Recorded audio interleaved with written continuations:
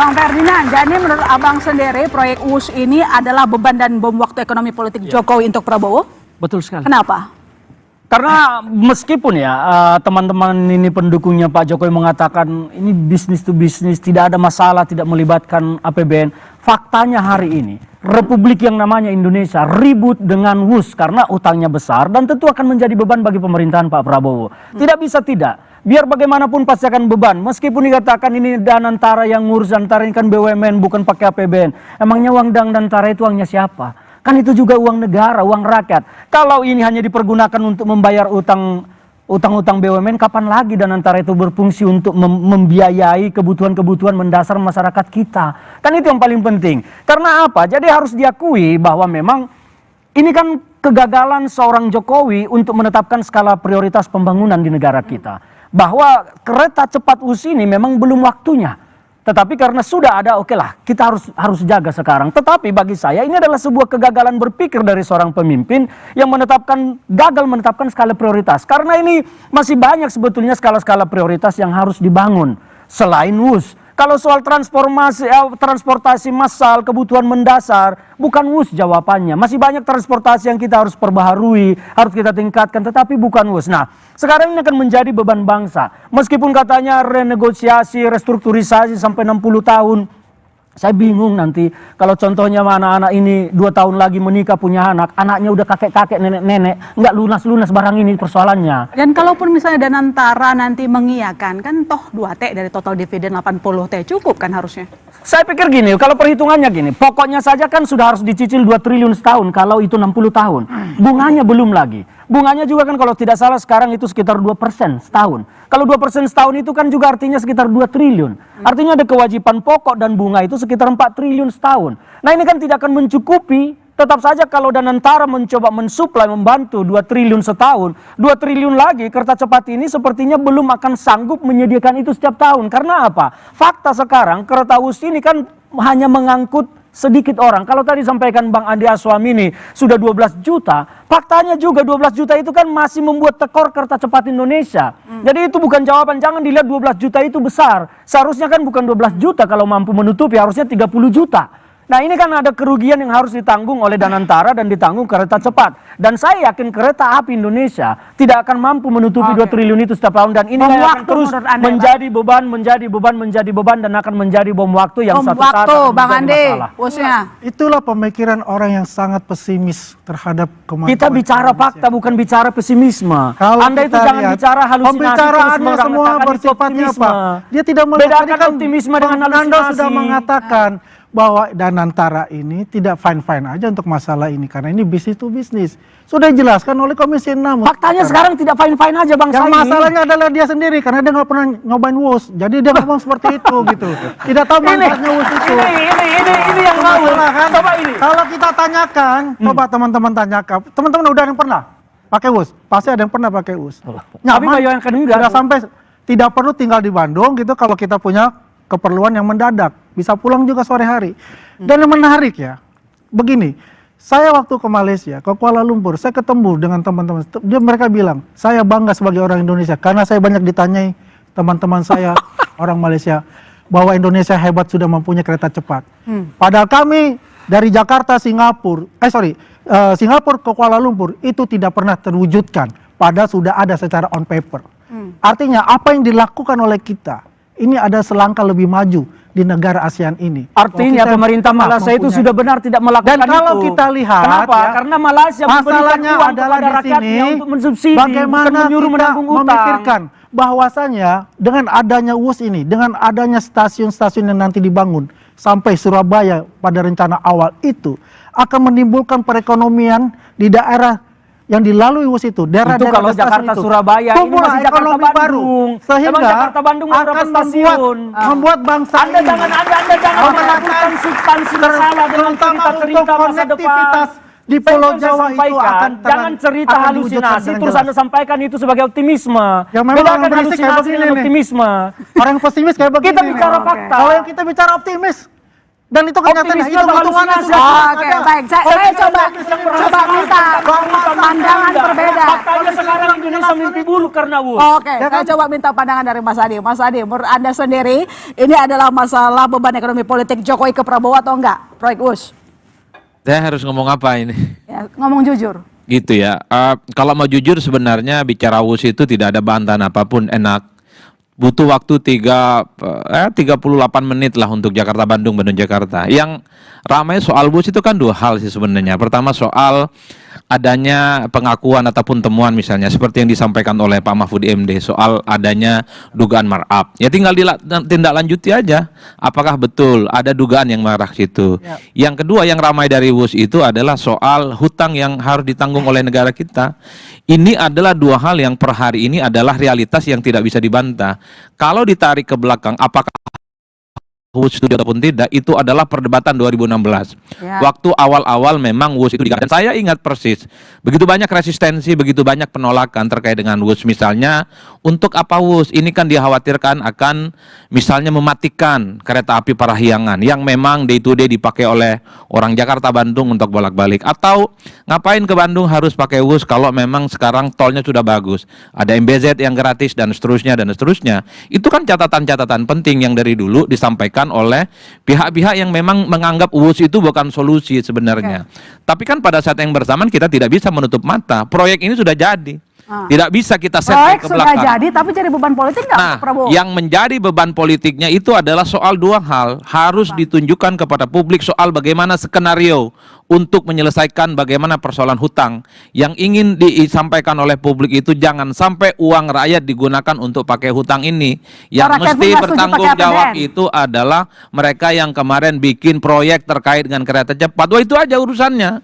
Kalau rakyat dilibatkan, ini akan panjang kali lebar diskusinya. Oke. Itulah yang saya sebut sebagai beban ini akan selesai kalau clear ada solusi yang kemudian diberikan. Tapi kalau per hari ini misalnya pemerintah telah mengutus dan memberikan tanggung jawab kepada 3 menteri, kira-kira begitu cari solusi. Saya kok rasa-rasanya nggak ada solusi untuk bayar ini. Solusinya memang harus pakai APBN. Dan itu harus pakai duit negara. Kecuali Komisi 6 ada solusi, saya nggak tahu. Oke. Tapi saya orang awam di bidang ekonomi, kok rasa-rasanya bayar hutang WUS yang 2 triliun per tahun, non APBN itu gelap gulita bagi saya. Cara membayangkannya seperti apa. Oke, sebelum Itulah saya yang saya kira dua hal yang mesti harus clear. Oke. Apakah ini menjadi beban? Ya tentu menjadi beban. Solusinya adalah bagaimana kita mencari jalan keluar yang terbaik. Bagi saya di situ aja sih kuncinya. Oke, sebelum saya ke Mas Nando untuk konfirmasi solusi yang bisa diberikan, saya ke Pak Ferry. Pak Ferry, dalam hitung-hitungan ekonomi, WUS lebih banyak nguntunginnya atau lebih banyak untuk beban ekonominya? Gini, proyek-proyek seperti WUS ini sebetulnya ada dua target yang harus kita pertimbangkan. Pertama adalah economic benefit, yang kedua, yang utama adalah business benefit, yang kedua adalah economic benefit. Ya, di mana-mana kalau menurut saya proyek WUS ini sama seperti startup ya. 5-6 tahun pertama itu pasti bleeding, ya kan ya. Kalau dari kacamata bisnis ya. Tapi yang namanya ini termasuk infrastruktur, seringkali business loss itu diharapkan dapat dikompensasi dengan adanya economic benefit. Ya kan ya, misalnya dengan adanya WUS akan lahir aktivitas-aktivitas ekonomi baru. Saya tidak mau campur baurkan dengan politik ya. Ini dari kacamata bisnis toh ya. Nah di sini letaknya ya.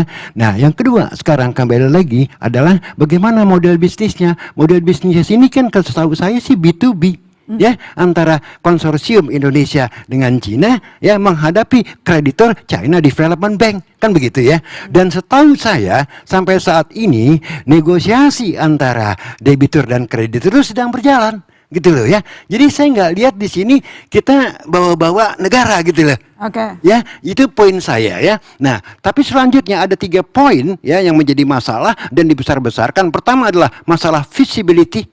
Ya, dianggap pada awalnya adalah tidak visible, tentu dari kacamata bisnis.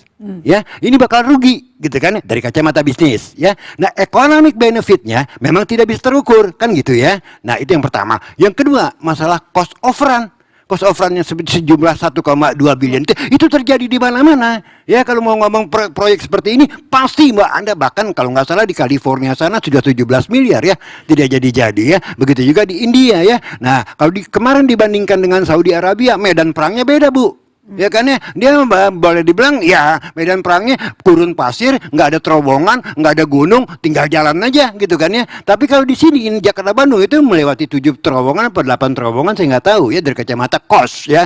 Nah yang ketiga adalah kembali lagi dealnya di dalam US dollar dan ini tidak di hedge. Iya nggak hedge. Ya ini naked. Ya, nah begitu kita lihat bahwa dolar terus-terusan menguat, maka in term of rupiah, ya. Jadi perlu dikonversi ke yuan. Oh, kita bisa bayar lebih sekarang murah? ini kan masih negosiasi, ya kan? Tapi kan pada awalnya kontrak itu dalam dolar, Bu. Ya kan ya? Nah, ini yang menjadi masalah gitu loh ya. Okay. Nah, saking bermasalahnya ya, jadi istilahnya dilarikan ke, maaf, saya bukan membela atau menentang ya. Akhirnya menjadi wacana politik gitu loh ya. Sebab kalau kita mau strict ya, kita konsisten, kita harus lihat bahwa deal ini pertama adalah B2B. Beda sama tawaran Jepang. Kalau tawaran Jepang pada waktu itu adalah Jepang memberikan loan kepada government untuk membangun WUS ini gitu loh. Tapi dengan Cina kembali lagi tidak kepada government ya, tapi B2B. Oleh karena itu saya bingung juga pada pada waktu Pak Purbaya mengatakan tidak, saya tidak akan menggunakan APBN. Loh, memang tidak ada alasan untuk menggunakan APBN.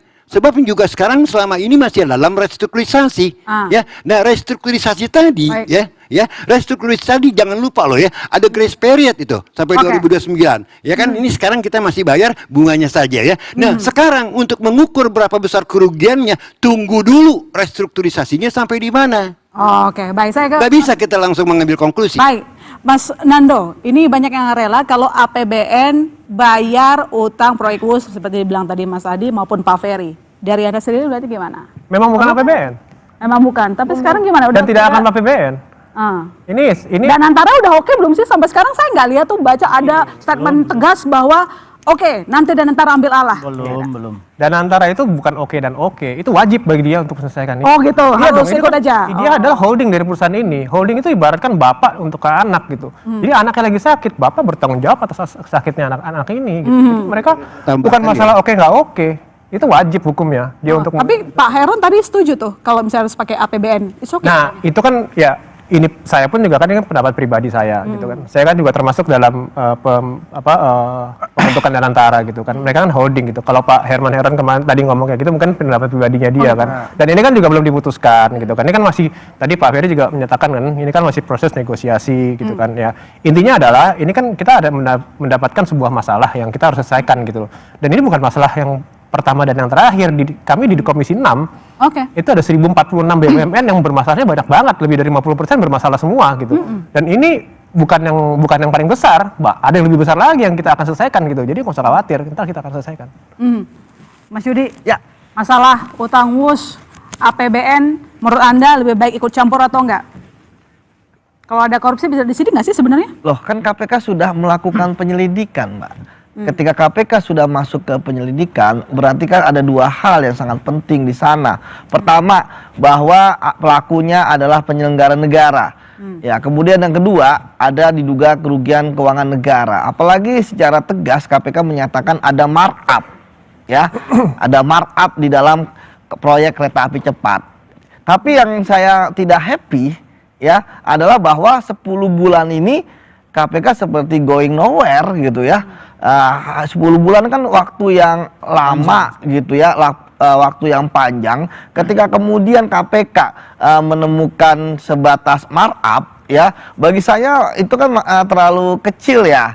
Untuk kemudian sekelas KPK. Padahal ketika dalam proses penyelidikan yang ditelusuri kan mulai dari proses perencanaan, pembiayaan, pekerjaan, pengadaan, baik yang material, ya lahan misalnya, otomotif maupun non material misalnya elektrik, dan kemudian yang terakhir adalah prosesnya yang kemudian ada rugi. Apakah rugi itu memang rugi karena bisnis atau memang rugi ada beberapa item-item yang di markup. Tapi bagi saya sih ini sih sebenarnya adalah pintu masuk saja gitu ya. Nah, ini kan masalahnya KPK mengumumkan bahwa mereka telah melakukan penyelidikan itu kan baru saat ini ya, ketika terjadi kegaduhan tadi sebutkan ketika dimulai dari Pak Purbaya ya, kemudian menggelinding sebagai bola salju dan KPK menyatakan sudah dari bulan Januari. Tapi ketika dari bulan Januari ini yang sangat menarik ya, dalam proses penyelidikan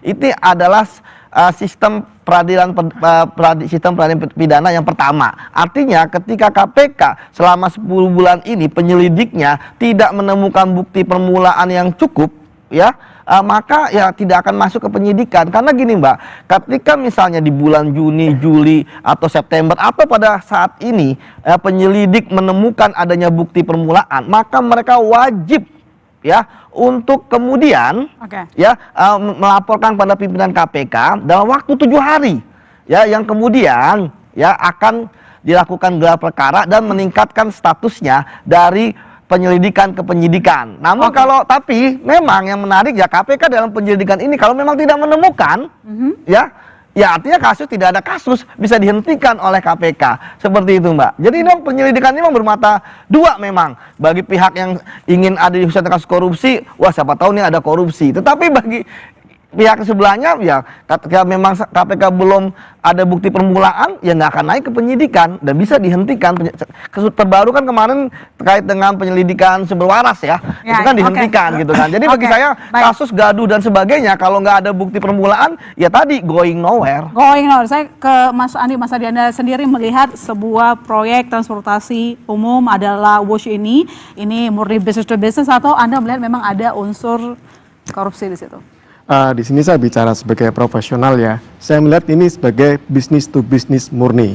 Karena dilihat yang terjadi adalah antara perusahaan-perusahaan yang BUMN Indonesia dan juga BUMN dari China. Jadi ini murni business to business. Dan saat ini masih dibilang kan udah bisa diusut, ada uang negara, ada penyelenggara negara. Nah, kalau itu mungkin bukan di ranah saya, Mbak. Jadi saya lebih ke arah profesional bahwa WUSH ini sekarang sudah ada. Dan itu kalau saya melihat itu sebagai suatu pencapaian tersendiri di mana itu menjadi pintu masuk Indonesia di masa depan, di mana itu membawa sebuah modernitas salah satunya di bidang transportasi. Oke. Jadi menurut Anda tentang proyek WUSH ini lebih banyak menguntungkannya atau lebih banyak mudaratnya? Kalau bicara seperti itu, yang ada sekarang adalah WUSH sudah ada, kemudian hutangnya itu juga sudah ada. Yang perlu kita carikan adalah jalan keluarnya supaya tidak sampai berlarut-larut lama. Oke, baik. Sejumlah pihak menduga-duga ada markup biaya pembangunan WUSH. Apa modusnya? Siapa potensial diperiksa? Kami segera kembali.